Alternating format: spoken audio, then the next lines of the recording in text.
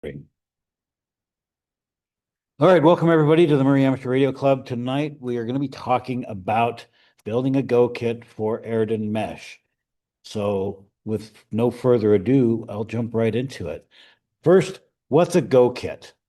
Now, in amateur radio, a Go kit is a collection of radio and other gear that you can grab and go. Uh, Dan has done several really good presentations on Go kits, building your own Go kit, what to put in your Go kit, what to think about that you haven't thought about, and checklists and things like that. The the advantages of watching one of his presentations are measurable, and I'm not going to try to take the place of that with discussion about what a Go kit is or why. But I want to say a Go kit needs to be portable, it needs to be tested, it needs to be useful and usable, and it needs to be tested, and it needs to be readily available so you can grab it when you need to go, and it needs to be tested. Okay. Are you getting a theme here, Dan, maybe? Does it need to be tested? It probably should be tested, yes. So it doesn't do you much good to build a fantastic Go kit if you never turn it on and try it out and make sure that it actually works, because when you need it, it might not work. Paul, Along with tested, I would put in used often. used often. Very good. The exercise, that's testing and exercising it, I think are similar concepts. So when you build your Go kit, don't just build it and then sit it on the shelf and say, look at my pretty Go kit. Take it out and use it, right? That's important. Let's see. So Dan has given us several presentations. He's given presentations to Rat Pack. He's given presentations at various conferences. We have at least one recording of him from the dreads of COVID, I think. I know I was sitting on my front patio doing the recording, so it's been a while. But I know it's been updated. His talk has been updated since then, and I'm sure he will send me a link to the latest and greatest, and we can put that in on the website when we post this. Lots of other amateur radio YouTube personalities have talked about their Go Kit ideas. One of my favorites is a guy named Jason KM4ACK, and he said, when I started out building Go kits, I built, the greatest Go kit. It had everything in it that I wanted. It was marvelous. It also weighed 80 pounds, and I never took it anywhere with me because it was just too awkward and too heavy. And so what he's switched to doing is making little cases or little kits with things in them that he might need for a certain purpose.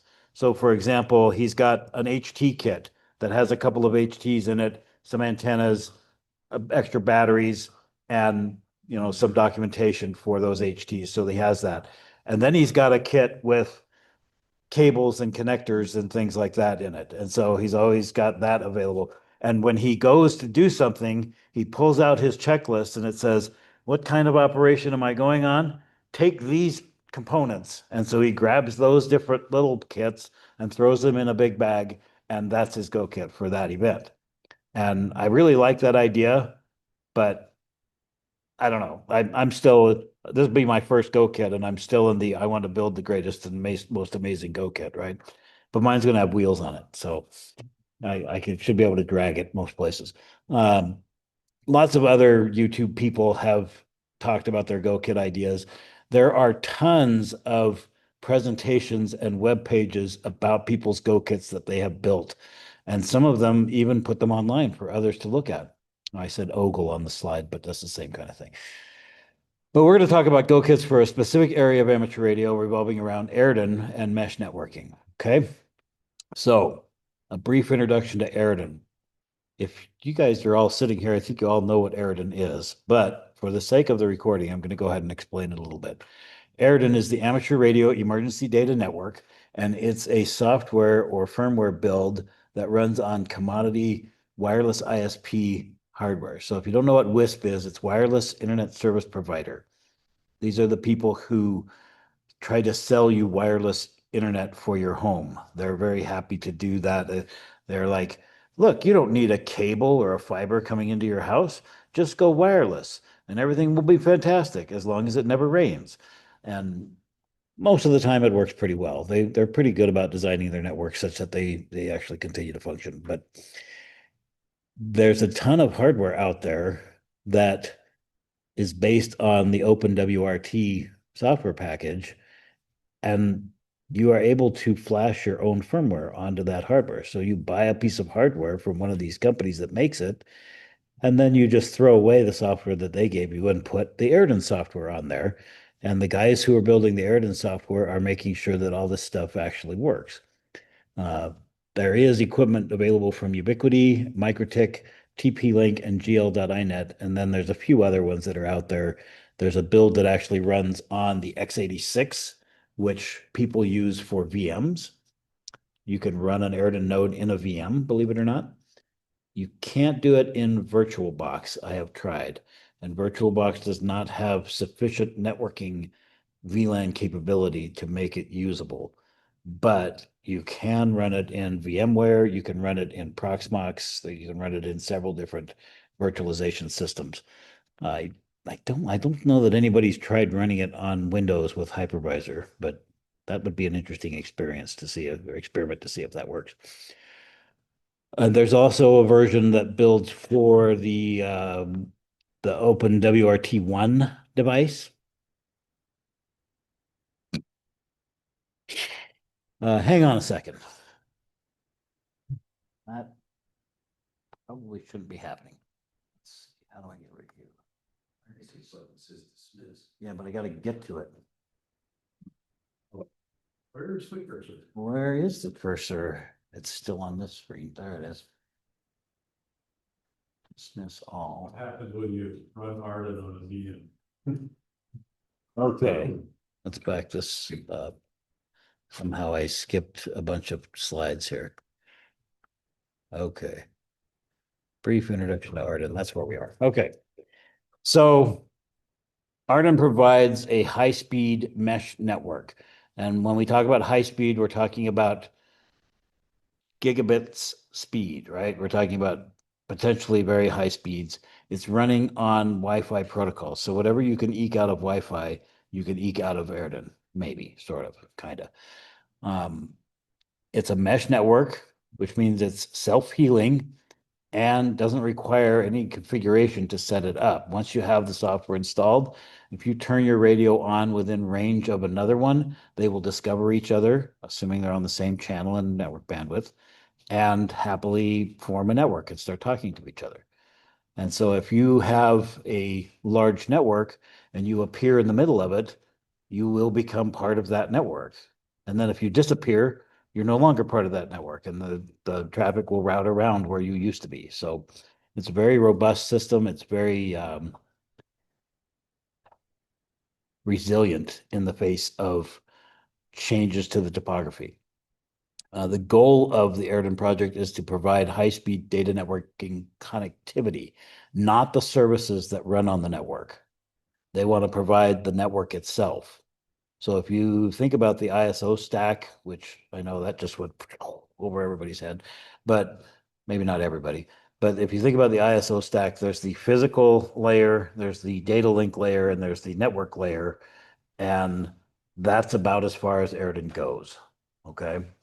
It doesn't get into the application layers at all, mostly. There's a couple of exceptions, but those are not super critical.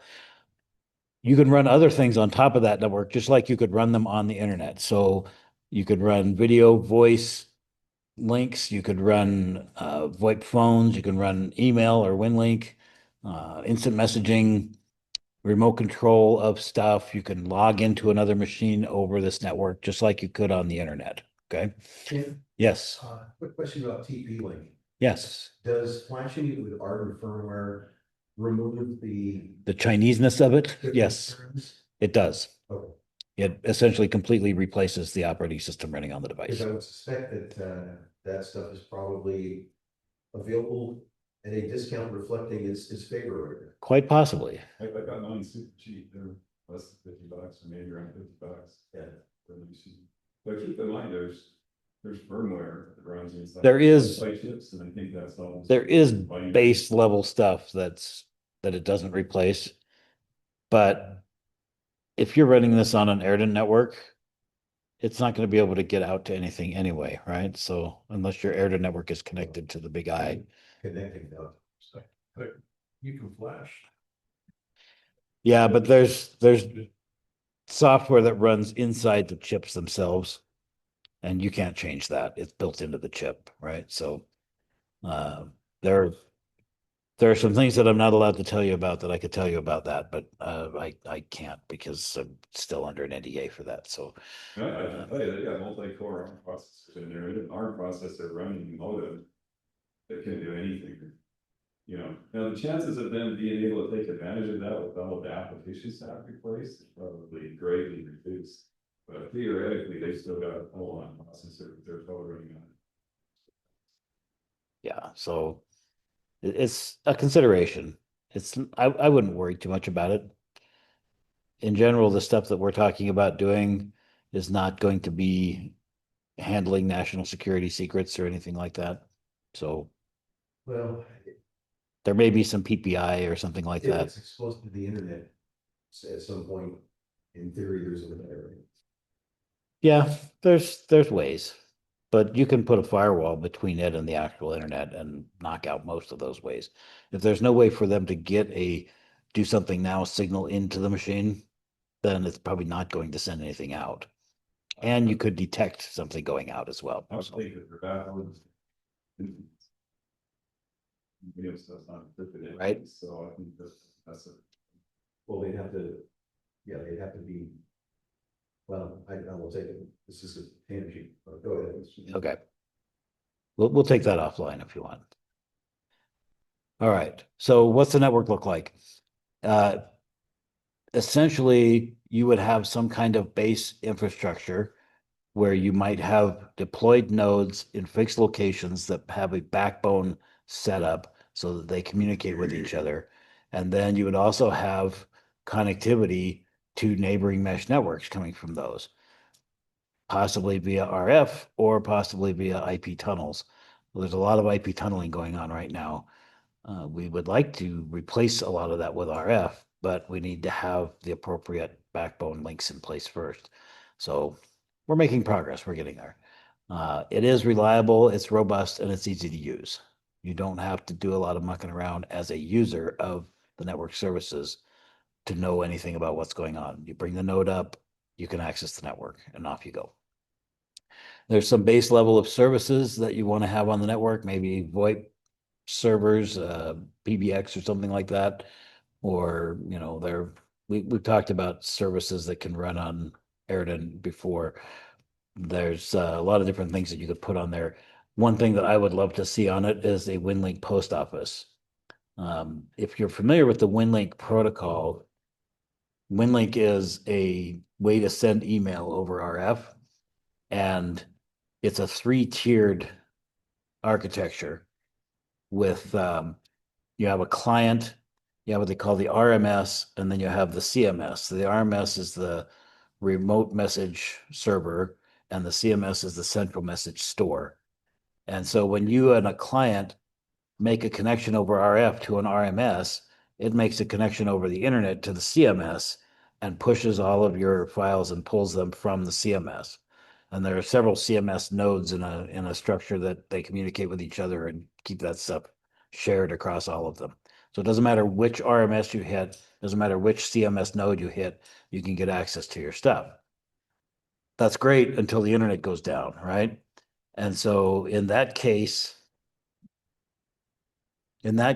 what happens is in a normal environment, you connect to the RMS and it says, I can't talk to the CMS, go away. And you're not able to send your message. Now you can still send it client to client, what they call a peer-to-peer connection, if the client is close to you. But what would be really nice is to be able to send it to the RMS and have it worry about getting it somewhere else for you. And they actually thought about that, and there is a way for it to do that. They have what they call the hybrid network. And if your RMS has a Pactor modem on it, it will happily make an RF connection on HF radio to another RMS that can talk to the CMS and forward your messages via HF.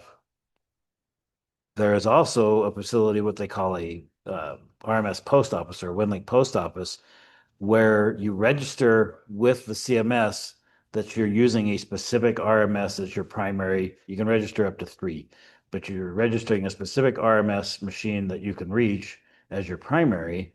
And any messages that come into you in the CMS will automatically be picked up by that RMS and held locally by it. And if, say, I'm connected to a particular RMS and Paul, you're connected to the same RMS, and I send a message to you, even though that RMS can't send it to the CMS, it will hold on to it and you could pick it up from there without it ever getting to the CMS. So having this kind of hybrid RMS setup on the mesh basically means that I can send messages whether the mesh is connected to the internet or not, whether the RMS is able to connect or not, even if it can't get a solid HF connection to a CMS, I can still send messages using the post office protocols. So I've done this and I've tested it and it works and it's actually pretty cool. And they have one, there's one of the guys in St. George who has one running. Do they now? They now have a PBX running. I hesitate to utilize that because it relies on a tunnel, Right.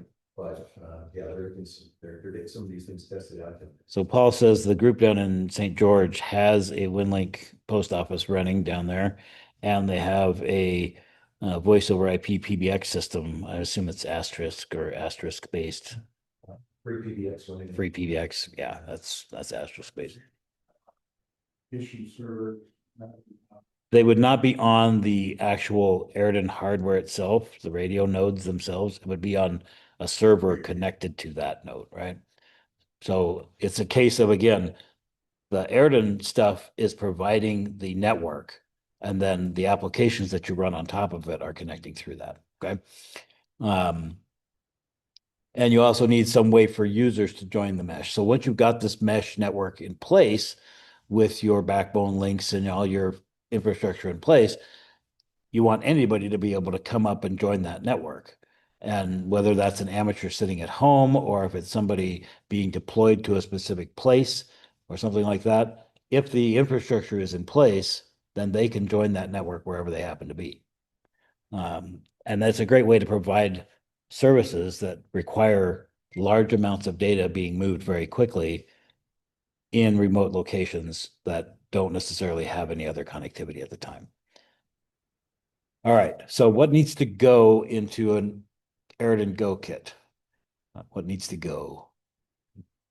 At a minimum, you need at least one AREDN node that has a radio on it that can connect to the backbone infrastructure. You should have sufficient power to run that node for as long as you think you'll be deployed, potentially several days, potentially a week or more, right? That means you need batteries, you need some way to charge those batteries, either solar panels or a generator or something like that. And you need a way to locate existing mesh nodes so that you know where to point your antenna, or you need to be dependent upon omnidirectional links that don't care what direction you're pointing, right? And you need a way to provide connectivity and services to the users in the area of the deployed node. It doesn't do you much good to have this great deployed node out there if nobody can do anything with it except the operator who's sitting at it, right? You want to be able to provide some kind of services. Okay, what if you want more? Well, you can add additional functionality or features. You can add a second AREDN node, and that gives you the ability to connect to two networks. So let's say there's a link, a particular backbone link that goes from site A to site B, and for whatever reason, that link is not working right now. Maybe the antennas got shifted out of position, or something happened to one of them, or something else is going on there, and they can't talk to each other. Well, if you bring up a new node at site C in between the two, maybe you can connect to both of those from your node. And now all of a sudden that network is healed and traffic will automatically flow over that link, those two links if needed. So it gives you the ability to be a fill-in. And think of it like a fill-in digipeater or a fill-in, what do they call it? Remote base? No, not remote base. when you set up your mobile on one frequency and you talk to it and it crossband repeat, kind of like that, right? So it kind of gives you the ability to get that level of functionality out of a node. You might say, be looking at a map and say, our two halves of our network aren't talking to each other, but if we had a node right here, then we could talk. Now, somebody could drive over there with a node or walk over there or whatever it takes, set it up with two nodes and point one at each network, and suddenly you've got the network connected again. You might want to have a public Wi-Fi access point, which allows you to provide network services to people in the area. You need to be really careful when you provide services to people that are not amateurs because they don't know the rules, right? So you don't want to just arbitrarily say, here's a network connection, do whatever you want to non-amateurs. You want to have some kind of curation over what goes over that link. So you need some kind of a machine in the middle there that can absorb that incoming traffic, allow you to review it before you forward it on, and things like that is in order to stay legal, right? You might want a computer to run various local services on your deployed node, specifically for those purposes. Maybe you want to run a WinLink client or even a WinLink RMS in that remote location. If you've got a VHF radio as well, you could set that up as a WinLink connection point, an RMS on WinLink, and it could accept those VHF connections from local users and route them over the mesh to some other RMS or potentially to the CMS. Basically, the sky's the limit as far as what you want to put in there. I've seen little tiny nodes that can be suspended from drones, and you might be in a place where you have limited connectivity, but if you were at 500 feet, you could see another node. Well, you slap that thing on the drone and you fly it up to 500 feet and let it sit there for 5 minutes while you push data through. And then before the batteries run out, you bring it back down and land it. And then you charge your batteries up, and every hour you do that, right?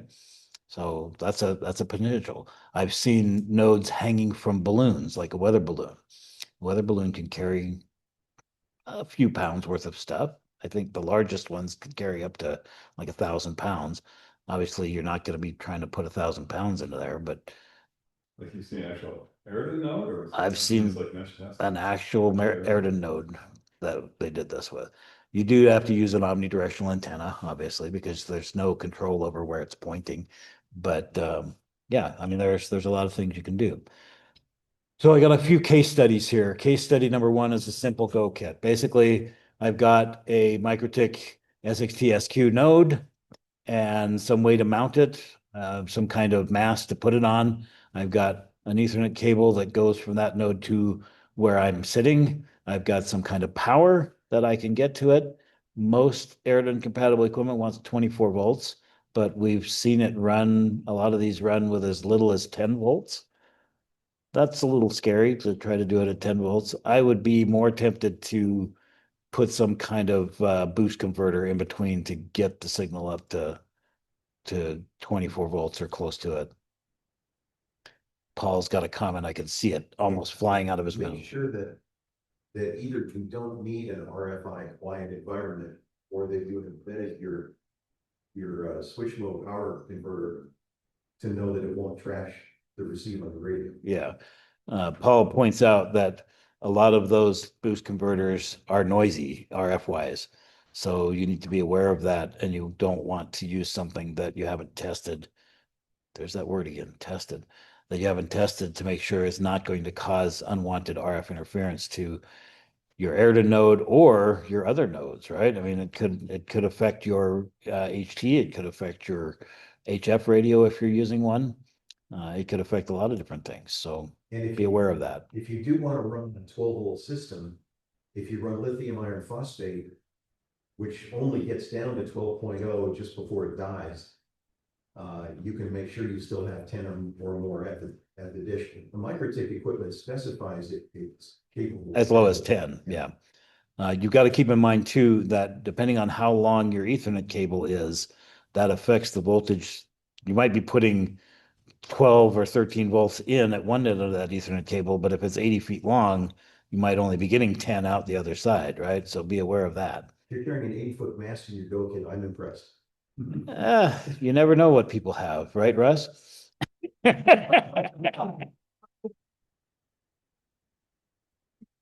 How tall is your mast that you have in the back of your truck? Uh, 16 to 20 feet. Okay, so 46.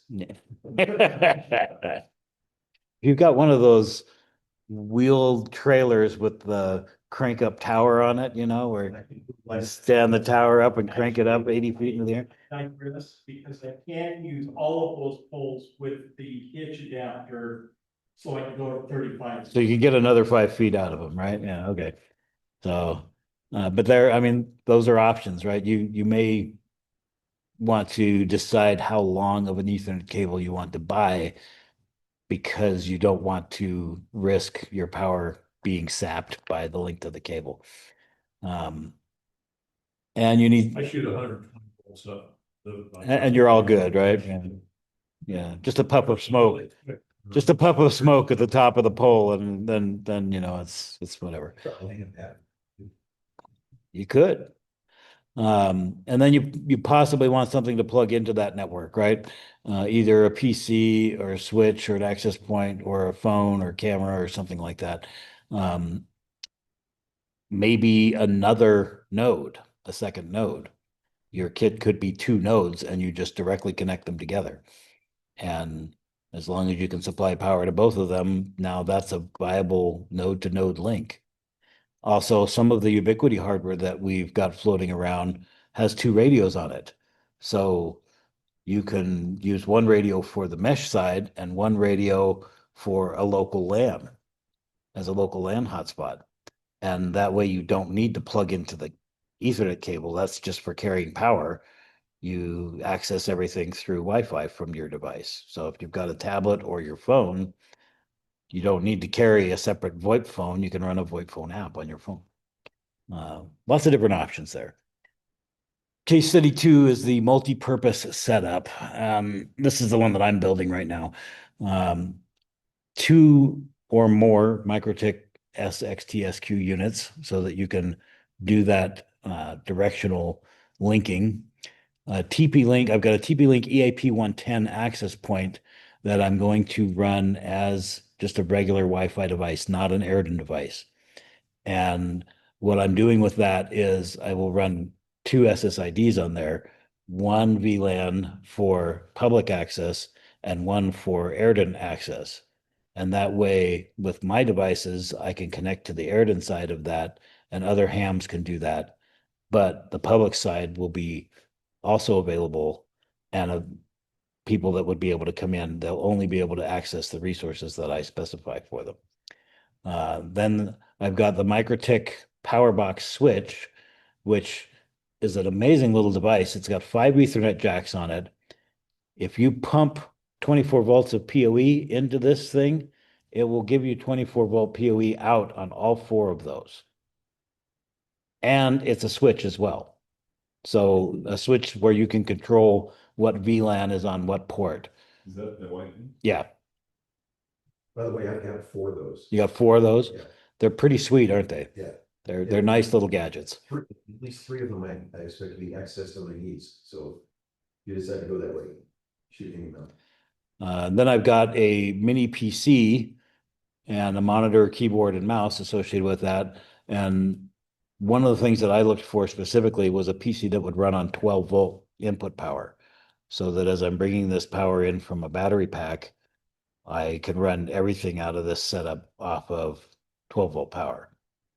I do have a boost converter, and it's got a nice, heavily shielded, heavily finned heatsink case on it, so I'm not too worried about the RF. I haven't tested it to see if any RF leaks out of the wires, but I'll need to be doing some of that testing. Stupid question, but what do you have running on those PCs? So I put Linux on there. There's just one. This picture I have shows the front and the back of it. So I just have one. The other thing that I got was a monitor that with a single USB-C cable runs both power to the monitor and the video signal over that one cable. So I only have to plug one cable into the monitor from the PC, and the monitor is powered and has the video signal. So I thought that was pretty cool. And then you need some kind of case or box for mounting this in, and a way to provide 12-volt power into this thing. So my design, I'm building it in one of those rolling toolboxes that you can get at Walmart, where you've got the one box with the wheels on it and another box stacks on top of it.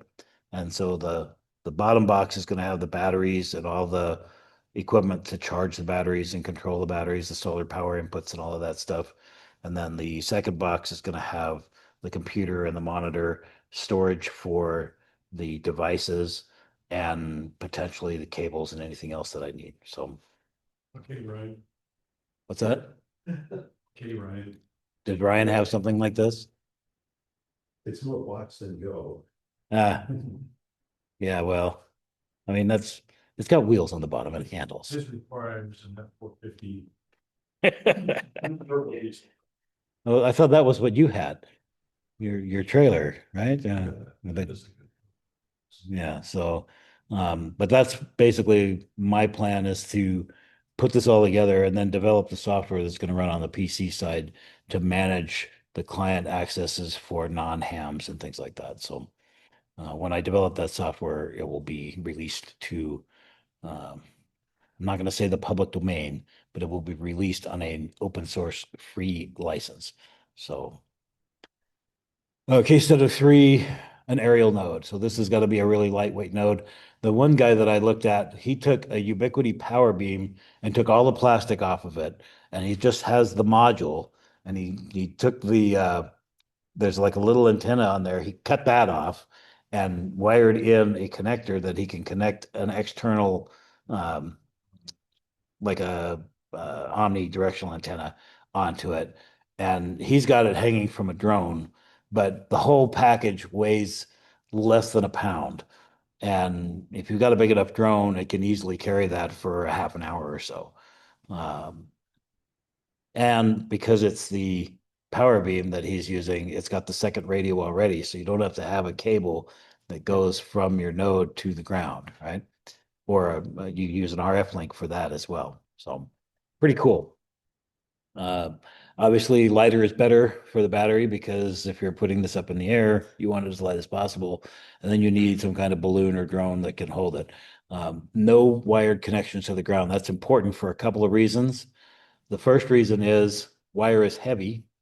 And so if your drone is trying to lift 100 feet of wire up into the air, that's a lot harder than just lifting the radio up into the air. The second reason is wire conducts. Benjamin Franklin pointed this out, and you don't want that happening, right? So if you're using a balloon, you probably want it tethered, and you don't want to use a tether that's conductive. So be advised on that. Have you seen the price of SFPs these days? They're not cheap, man. It's several $100s. And I don't know of any AREDN hardware that supports FCCs anyway, so that kind of defeats the purpose. Then my case study 4 is just a mobile node. Pretty much any AREDN node that has a provision for an external antenna. I was looking at the Rocket M for this, the Rocket M series. Some kind of mag mount or other antenna mount with a Wi-Fi omnidirectional antenna you slap on the roof of your vehicle, run the cable into the node. The node can run off of the 12-volt power in the car. You could possibly convert that up to 24 if you have to, but most of these nodes will run fine on 12 volts. Except none of the Ubiquity stuff. None of the Ubiquity stuff will. That's interesting to know. So you may need a boost converter for that. That's definitely something to consider. The thing I like about the Ubiquity gear is the dual radio capabilities that most of them have. Because when they design their stuff in their environment, in their wireless ISP environment, they have the link radio and they have the management radio. And so with the AirDen software, we can take advantage of both of those radios, and the link radio becomes our mesh radio, and the management radio becomes our LAN hotspot radio. So This can also be swapped in function, yes, and the 2.4 side still uses the antenna in the dish, which doesn't have as much gain as it does at 5.8, but it's still got but still got some. difference. Yeah, so yeah, you can do that with the Ubiquity software, you can't do that. If you buy um what is it, the PowerBeam 5, it's gonna want the link radio on the 5 GHz band. But with the AREDN software, you can assign the network capabilities to the node, to the different radios in the node as you choose, or you can turn them off if you don't need them. All right. And case study 5 is the ubiquitous travel node or hotel mode. When I was originally planning my trip out to Delaware to deal with my dad's personal affairs, uh, I wanted to be able to get on the mesh and do some stuff. And so I've screwed around for like 3 days trying to figure out how to run a WireGuard tunnel from my laptop to an AREDN node. And I was not successful in getting that to work. No matter what I tried, I could get the link to come up, but I couldn't get anything to work through that link. And I ultimately did figure out the problem was I was not running an OLSR routing daemon on my laptop. If I had been doing that, it probably would have all just worked. But I did not think of that at the time. And I asked one of the AREDN devs how they handled that. And they said, oh, I just bought a little travel node. And so right here, you can see this little GL iNet M300, and that's my travel node. And in fact, I'm on the AirDen network right now doing this presentation. So what I have here, this little gizmo is USB powered. It has an Ethernet port on it. It has two actually, one for WAN and one for LAN. And I have it attached to this gadget here, which plugs into my laptop and gives me an Ethernet jack, an Ethernet interface, and USB interface. And there's an HDMI interface on here and a couple other USB ports as well. So if I needed them for anything, I could use them for something else. Right now, I've got a GPS plugged into one of those. Unfortunately, it's not picking up any satellites from inside the building, or it's broken, which is the other possibility, right? But I think it's highly likely that it's the structure of this building that's preventing it from seeing anything. But with this, I can create a tunnel over a network, an IP network, like the internet, to my home node and access, get on the net and get on part of the mesh and be able to do everything that I can do. We'll do some demos with that after we're done with the presentation, which we're getting close to being done. So but basically, the idea is let the node handle the AREDN routing and all of the stuff that goes with that. And then you don't have to worry about it. It just, everything just works, right? So pretty fun. Okay, so what additional hardware might you want to take with you for a deployment? You might want to take a VoIP phone with you. You might want to take a webcam with you that you could hook up and show people what's going on, where you're at, things like that. Or you could take a tablet or a cell phone with you and configure this to access the LAN hotspot from your node. And then there's LinPhone, an app called LinPhone that I can run a VoIP phone app on my phone and make calls over the AirDen network, just like if this were an actual VoIP phone. And there's an IP webcam app that I have on here that allows me to use the camera on my phone as a regular IP webcam, just like any other webcam. And I can share that service through this node or any other node that I've attached to and be able to have this phone be not only a webcam, VoIP phone, whatever. I could run, if I actually have a couple of spare old phones.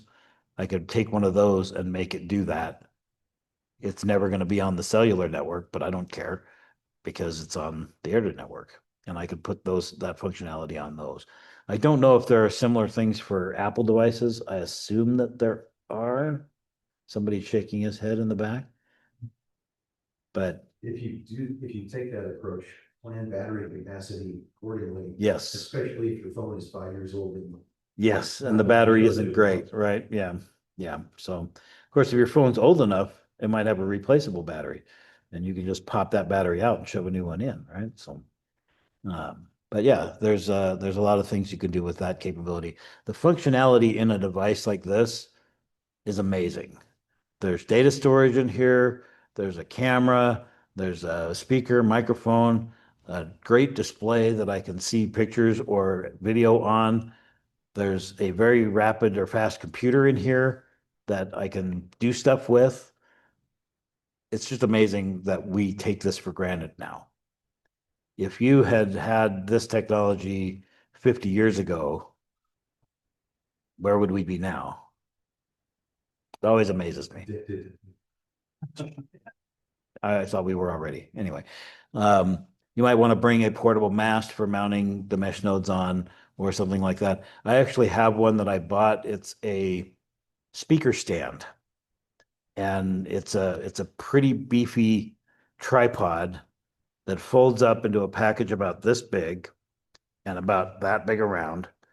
And I can take that thing out and the legs will spread out a good 3 or 4 feet from that. So it's super stable and the stand will go up about 10 feet. So I can mount a node on the end of that. The only drawback is that the pole is only about an inch, maybe an inch and a quarter around. And so I have to use a little adapter so that I can clamp my nodes to it. But Microtech makes these little plastic wedge shape adapter things that work perfectly. So There's also quarter-inch, was it quarter-inch 24 thread standard camera mount adapter? Yes. Have all kinds Yes. of things. yeah, so that's an option too if you have a regular tripod or something like that. Or even I have a painter's pole that I use for my VHF UHF antenna. And on the top of it, it has a screw adapter for the paintbrush roller. You take the paintbrush roller off and then you put this little adapter on, and then it's got a camera mount threaded, what is it, quarter-inch thread camera mount thing on top of that. And uh, my J pole has a threaded hole in it that is perfect for that size. So I can slap that sucker on there, raise that thing about 20 feet up in the air just fine. Works really well. And those little micro-TIG antennas work great with zip ties. Yes. Yeah, they come with Hose clamp. like a hose clamp, but they do work fine with zip ties. Always have, a couple dozen of those extra thick zip ties in your kit, and then you'll be ready for that kind of stuff. When I put my painter's pole up, I find like a signpost or something like that, and I zip tie it to the signpost because it doesn't have any legs of its own. So I zip tie it to the signpost. The signpost is already buried in cement in the ground, so it's not going anywhere. And I can put my antenna up just fine. So lots of options to go with there. Software that you might want to take with you on your deployments, anything that you would choose to run in your shack that uses a network to do things. You may find a use for that on your Go kit. You can run that on the mesh from your portable station. Your WinLink stuff, chat programs, the VoIP phone, like the LinPhone app on here, then you can run LinPhone on a PC as well or a Mac and have it direct or on Linux, hence the name LinPhone. Have it on your PC and use it as a phone system on the VoIP network. Any kind of conferencing programs you want. Make sure you have all of that tested and on there and ready to use, because you probably won't have internet access to get and download things that you want that you forgot to take. Unless you have a Starlink node handy or somewhere on your mesh. If there is a Starlink node on your mesh somewhere, you can get on the mesh, you can access the internet through that. So that's pretty cool. And then I'm working on this captive portal software for public information site and health and welfare reporting and things like that. So there's some options that will be available there as well. All right, other ideas. Meshtastic nodes can be attached to the AREDN mesh and use it as a backbone. So if you've got an area where you don't have good Meshtastic connectivity between two groups of radios, but you can put a point-to-point AREDN link in between the two, suddenly your network is doubled in size and you've got access to everything on the Meshtastic. You could run a TAC server attached to your AREDN network, and all of your Meshtastic users can access that. We did a presentation on TAC last month, and there were some ruminations from the peanut gallery that they weren't sure how useful it was going to be, but I think when everybody left, they were pretty satisfied that it would be pretty useful. TAC is the team awareness kit, and it basically gives you dynamic mapping and display of where things are and communicates over Meshtastic or other networks, whatever you've got available, and is able to share that information. And so you could run a TAC server on one node somewhere on the mesh, and everybody that can reach the mesh could access that. Can that be used to create like a dashboard, an information Yes. dashboard that? Absolutely. Yes. You might you want to temporarily bridge nodes for connecting two disconnected meshes together, or you might want to set up a link to another mesh island. Like, for example, if we had our mesh here in Salt Lake and we needed to reach some resources in Davis County, a single node pointed at Davis County with a high gain antenna would basically bring our mesh and their mesh together into one big mesh. And so then we could access their resources. If they, for example, had internet connectivity and we didn't, we could leverage that accordingly. So you can put mapping data, GIS data, all kinds of stuff on this network and do amazing things with it. Whatever you can think of, we can probably make happen. So lots of fun stuff going on. All right, so demos. Russ brought a bunch of stuff to show off. I don't think anybody else brought any other gear, but I was going to show, let me pull up, let's see. I'm going to end the slideshow and then, am I still sharing? Okay. Let me close that and go, no, wrong way. Don't get dizzy. Okay. So this is my travel node right here. Sound way. Let me see if I can make this a little bigger so it's easier to see, maybe. Is that a little easier to read? Still no? Okay. So you can see this is the standard AREDN interface. Oh, somebody's got a chat message. Chris says, why didn't I think of that with a separate VLAN for public and private networks? I don't know why you didn't think about that, Chris. I don't know why you're asking me, but yeah, so this has been up for 20 minutes now. It's got a tunnel to my network at home, so I can see this is my machine at home. You can see I've got a Babel link and it's a WireGuard tunnel network connection. That kind of old firmware, but you got to really just. This is old, right? I hadn't booted this up since I went to Delaware. So it's this is old, but it, yeah. But the chat was Christopher said VLAN public and private. Yes. Yes. He didn't think about that apparently.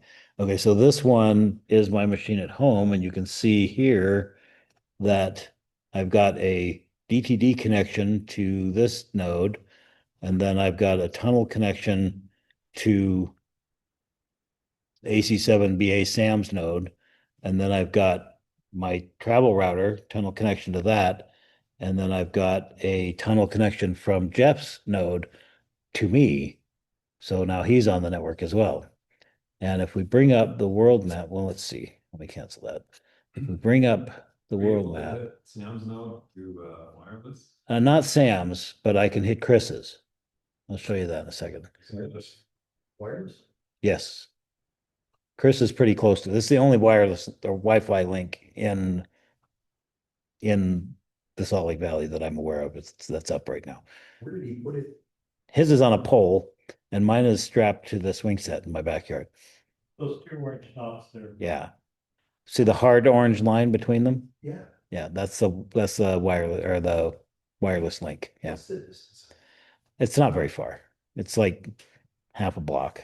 I thought he was in here. No, not wrong, Chris. The other Chris. Oh, okay. Other Chris. How many Chris's do we have? No, I don't know. Probably quite a few. Let me see if I can bring up. Getting crisscross. Yes, you're getting your Chris crossed. Let's see. How do I get another? Oh, here we go. Oh, go away. Go away. You need to go away so I can type.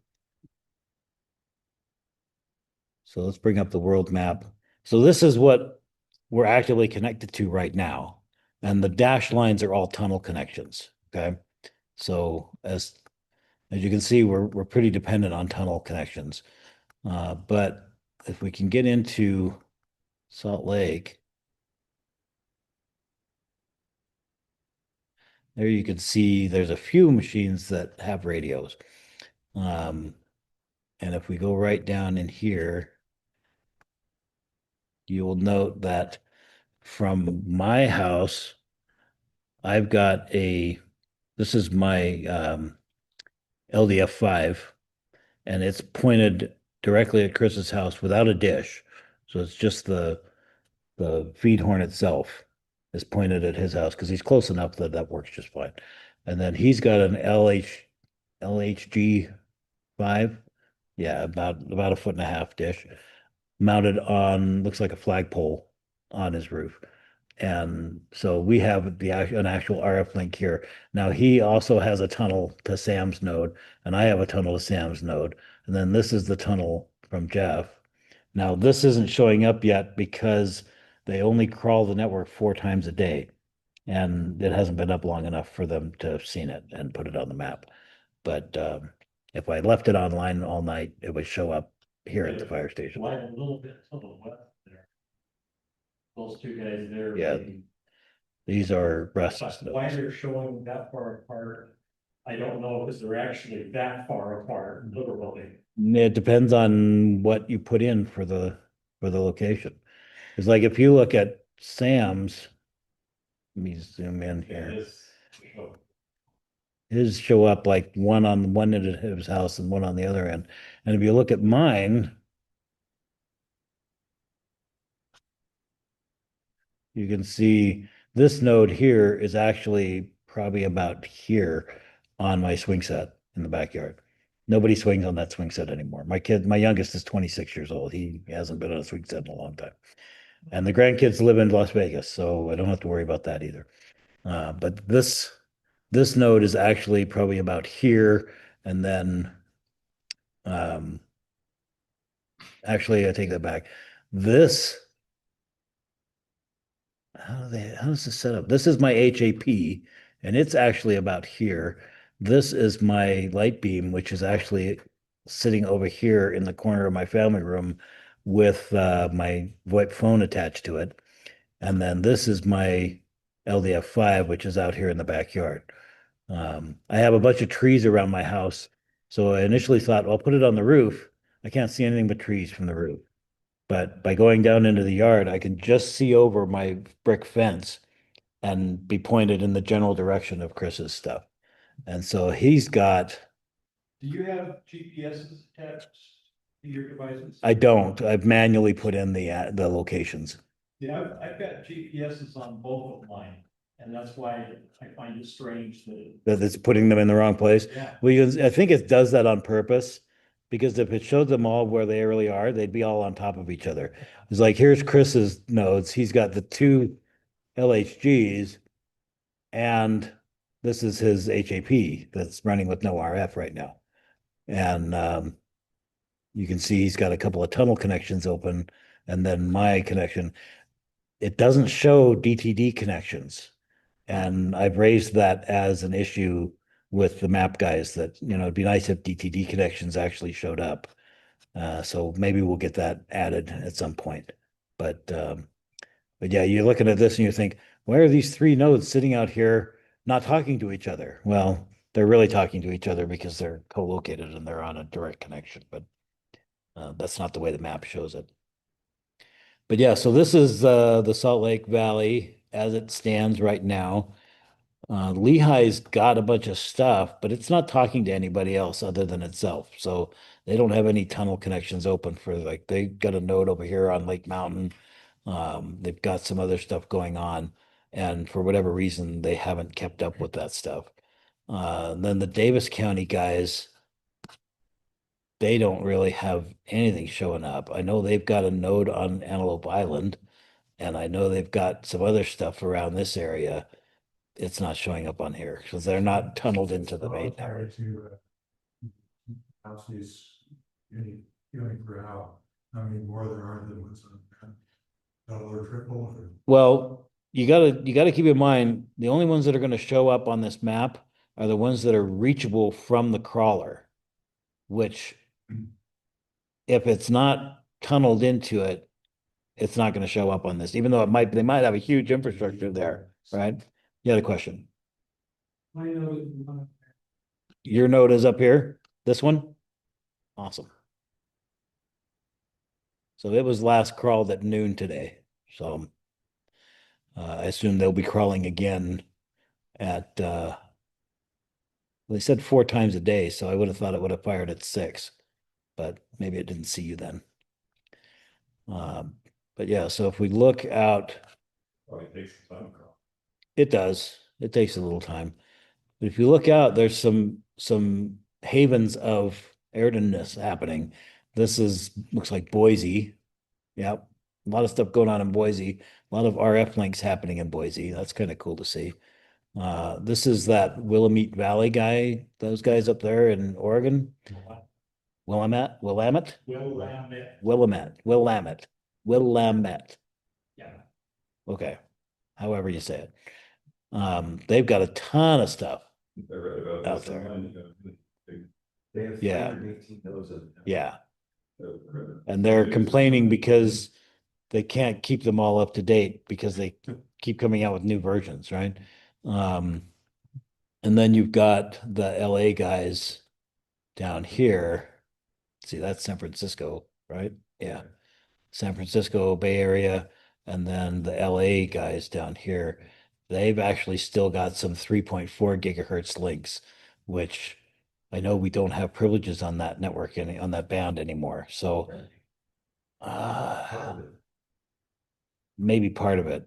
They took away some of the facility that we had there. The equipment to do that had to be bought from Europe because none of the US stuff would support that band. It's become the 220 of microwave. Yes, exactly. And then I haven't seen any 900 megahertz stuff. It looks like there's a few nodes out there on 900 megahertz. So that's interesting. And what's, yeah, Halo, that is, I think that's the, I'm not sure. I don't remember what that is. I remember hearing somebody talk about it, but I don't remember what it was for. They were talking about they had 2 devices and they were pointing them at each other and running AREDN on both of them and had a link up. I don't know what band that is though. So we could research that and find out. But We check the Minneapolis area. you want to see what's going on up there? Halo is 1 gig. Sub Okay. 1 gig. Wi-Fi. So there's a little bit going on in the Minneapolis, St. Paul area. And again, you're only going to see it there if it's tunneled into this big network, which for all intents and purposes isn't necessarily a good thing to have to depend on tunnel links, right? We need to build networks that are able and capable of running on RF entirely. And that way, if the internet goes down or when the internet goes down, we won't be hosed, right? So, Yeah, I don't like cool, but if it's only, you should be in. right? yeah, Yeah. You need some. it's, I've come to think that, like connecting D-Star repeaters to the internet for all those extra features and stuff. It's great to drive adoption. But you need to get to a threshold Where you have enough where you have enough. going capacity, that- yeah. Yeah, and you could run D-Star repeaters over the mesh network as well, and DMR as well, if you wanted to. DMR, I think you can. I think D-Star actually doesn't allow that. Really? That would be annoying. I wonder why that would be the case. The D- Brandmeister was, Well, Brandmeister's a whole different deal. Yeah, you don't have to use Brandmeister to use DMR. D-Stars of those networks, those are specifically DMR networks. I have to look into that. I have a IC 705 now, and I've never tried D-Star. I think there is one over here on Farnsworth still that supports it. so somebody on one of the nets was saying that, I think it was, Dan in Mill Creek. Saying that he took his down because nobody was using it, Well, or, if you don't build it, they won't go. Right? yeah, yeah. All right, other thing I wanted to show you real quick. This is my WinLink. Let me see if I can put this on another display where it's not getting cluttered up. Okay, showing up. Get rid of that. Let's see if I can make this bigger. I may not be able to zoom. Yeah, that didn't really change that. Didn't change the font at all. Let's see. Yeah, I can't apparently. I don't know how well you can see that, but this is my WinLink, and I've got this since I'm actually, hello, you gotta work with me here. Do I have a session? I have a session open, that's why. Yeah, not right now, thanks. If I pick Telnet Post Office as my session type, and I put in the host name of a Telnet post or a WinLink post office that's on the mesh, this K9 RPC-RMS local mesh 8772 is the port number. If I hit start, I'm actually making a connection to that over the mesh, not over, well, it's going through the tunnel, so it's going over the Wi-Fi ultimately, but if I was on an RF connected network and RMS was on an RF connected network, I could do that without any internet at all. So that would be really cool. Anybody want me to send them a message through that link so they can see it? Yeah. Can you talk, when you've done a little bit about different drop downs that you can use for sending Oh, on WinLink? one message over? Sure, sure. Let's go ahead and exit this. So basically, you've got a bunch of different options for sending a WinLink message. These are messages that have to go to the CMS, right? So you can use Telnet, which basically makes an IP connection directly from you to the CMS and lets you send the message through that way. There's also Packet, which you're using a packet radio connection to connect to an RMS that then connects to the CMS. And then PACTOR, if I had a PACTOR modem on my computer and on my radio, and an HF radio, I could make a PACTOR connection to another RMS that way and get through to the. Password is a proprietary. It is. It is. The licenses. Yes. There's Robust Packet, which is Packet on HF. There's RDOP WinLink, which RDOP is a amateur radio, what the heck, DOP's data operations protocol, something like that. It's basically, it doesn't use the same protocols as Packet, but it operates on HF and it does the same kind of thing. It lets you set up a data connection, push information through it bidirectionally, and then tear it down.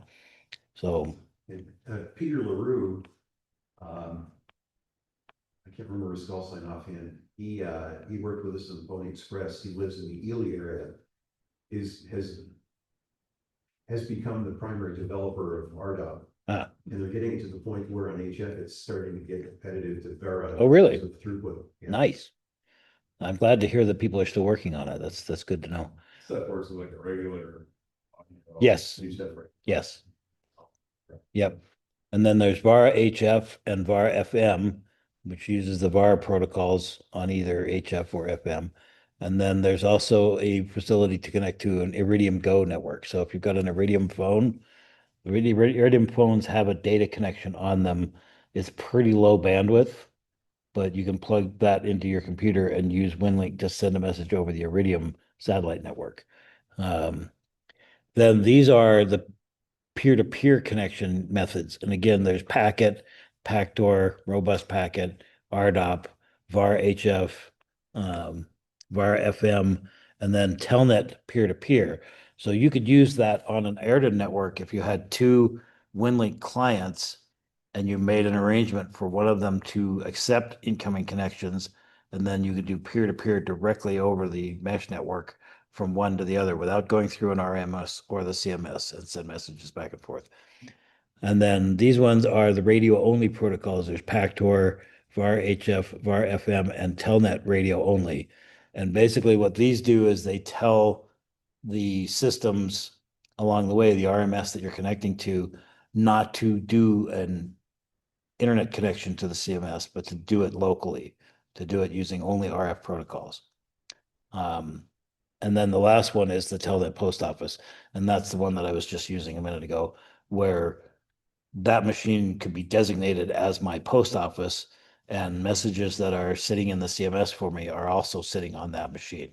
So since I can reach it over the mesh, even if the CMS was down or unreachable for some reason, highly unlikely that that's going to happen. But if it did, I could still pick my mail up from that particular node. So those are the different options for the session types in WinLink. But yeah, it's pretty cool stuff. Do those you use with? I use the Telnet post office with the mesh, but I could use any of the peer-to-peer ones as well using the mesh.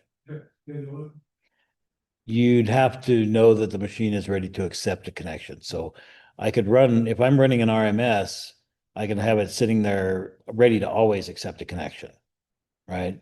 So like the guy that I connected to when I did that, this guy, K9 RPC. Let's actually go back to, where is it? Here. And let's go back and look here.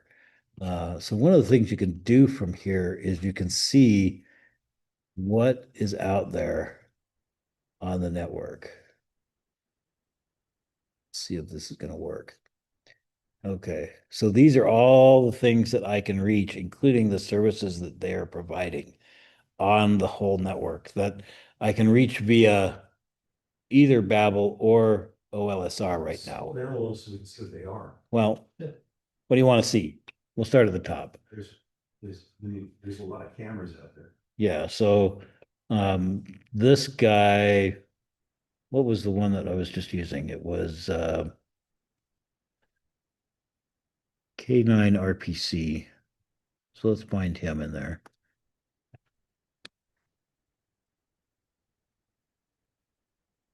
And he's actually not showing up in this list right now. Okay. Yeah.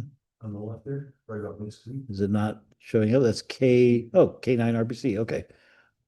I don't know why it's not, my search isn't finding it. RCP. Oh.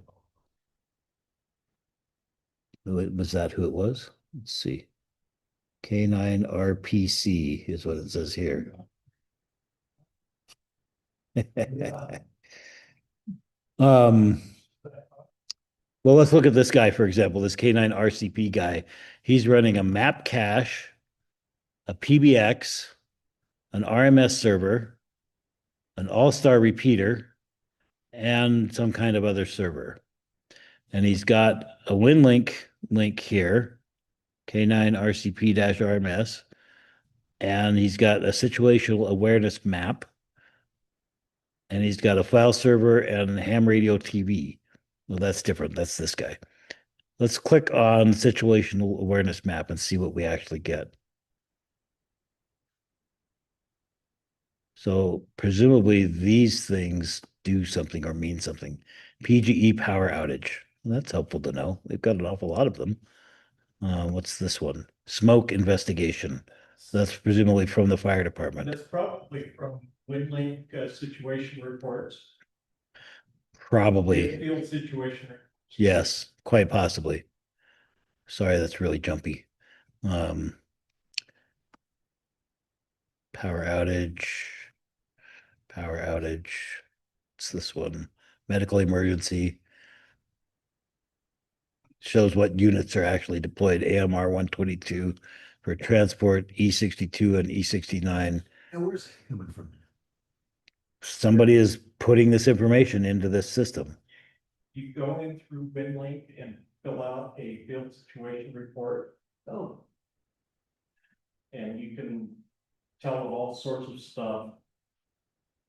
This has gotta be a data feed, I can't imagine he's typing out. No, yeah, it's got to be a data feed from something. He's got something that's picking this up. the PGE power outages are probably an automated. From PGE, right? Yeah. Somebody- They probably have a status page or something that reports that, and he's got something that scrapes that periodically and presents it in this fashion. Same thing with the fire department ones. They probably have their, what do they call them? Their, public relations person probably posts this to Twitter or something. Sorry, X. Information officer, yeah. Yeah. Post them to X or something like that, and he's got something that receives that feed and translates it into this, right? Or something like that. Or he could be, scanning public service radio feeds and picking up data that way. There'd be a manual process that way. Some people are really invested in their hobby. If he can access the data side, I bet there's a data feed. might be able to see it. Yeah. Yeah. Yeah, but. You got to get permission to access it. Dispatching, Yeah, I don't know about that. Yeah, you got to get permission to access it, right? So that would be something to find out about. But we could send him a WinLink message and ask him. I want to see that. I want to see that map on April Fool's Day. Yeah. Aliens landed it, whatever. What did you say, Russ? I was gonna say, you could go into your WinLink and then drop down. Yeah, I could request, Templates. I could do an inquiry, or I could No, publish information. In your templates, there is a field situation report, Oh, okay. and you can pop that up. So if I do a new message, Okay, select template, okay, standard templates, should be under general. general forms, field situation report. So if I open that, this is what it looks like. This I can probably make a little bigger. Wow. So I can put in, It's too much. is there an emergency life safety need? City, county, state, territory, latitude and longitude if available. Phone lines working, VoIP lines working, cell phone working, text working, AM, FM broadcast, over the air TV, satellite TV, cable TV, public water works, commercial power stable, natural gas supply, internet functioning. No I would rhythm say radio. That's exactly what they're using, but could you utilize something like that? Yeah. So what I was saying is I could go, let me cancel this. If I was to do, where is it at? There's a way to tell WinLink that I want to make a Query, catalog request. Catalog list was successfully updated. So this is a list of things I can request from WinLink. And so, for example, I can do, I can ask for a description of how the inquiry system works. That would be useful to know. I'll post that request. No query selected. If I selected that, there, now it's in the selections. Post that request. And then internally, that shows up as a WinLink message sent to the inquiries user, which will turn around and respond back to me. Let me go ahead and push that out. So I've just uploaded that message over the mesh through that guy's node in Salem, Oregon. And I'll wait a minute. And then I'll pick up. Oh, that's a different one. That's from WinLink Wednesday. Let me try picking up again. Nope, didn't get it that time either. Takes it a minute for it to figure out that I've asked it to do something, put the results together and send it back to me. That situation awareness forum. Looks like they had a committee deciding what needed to be on it. Yep, And it's almost too complicated. too much. But you only have to fill out what you need to fill out, right? Well, yeah, it's the WinLink group that came up with it. Just because there's all those options doesn't mean you have to use them all, right? It looked like some of them defaulted to no. Well, if they default, Not any by default. okay, Not at all. okay, Well, let's go look. That form should still be up. because, Yeah, unknown NA. okay, So there's yes, no, or unknown. well, that's more useful. And the default is unknown. Those things you go for and click the ones That you know about, that you Is can, no weather radio audio heat rated. How would you know that? Because it's By trying- pretty much always- by trying to listen to it, I guess, yeah. All right, let's go back to, let's try again. Okay, there's my response. This is received one. There it is. So this is the response to my inquiry. And it's got a message here. It says, an inquiry is nothing more than an email message addressed and formatted to a standard. Inquiries can only be submitted from WinLink radio accounts. They cannot be submitted from internet email accounts. Blah, blah, blah. Create a new message. No. I did, yes. Create a new message addressed to inquiry with the subject request. And in the body, list the catalog IDs that you want to receive, each on a separate line. That's it. So one of the other things that was in there was the catalog. Where did that go now?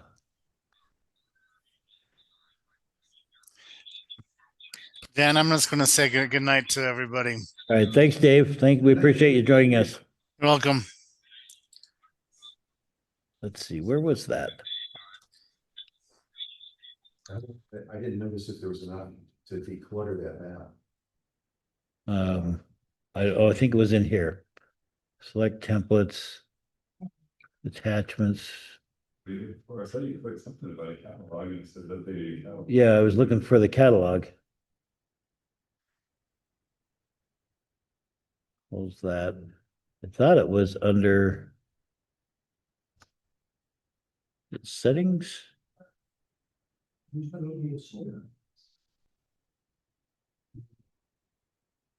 Message.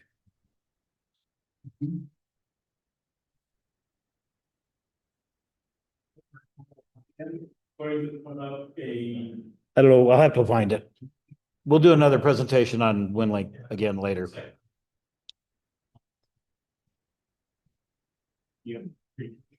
All right.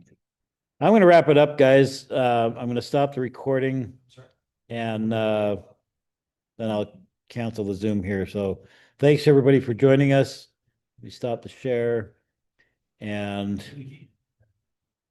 Chris, thanks for joining us. Let's see, you said you're going to make big use of your GMK Tech Mini with a 4M2 RAID array. Oh, wow. Proxmox going on it. Awesome. That'll be cool. Yeah. Put that on the mesh so we can access it. All right. Thanks for joining us, and I'm going to wrap this up.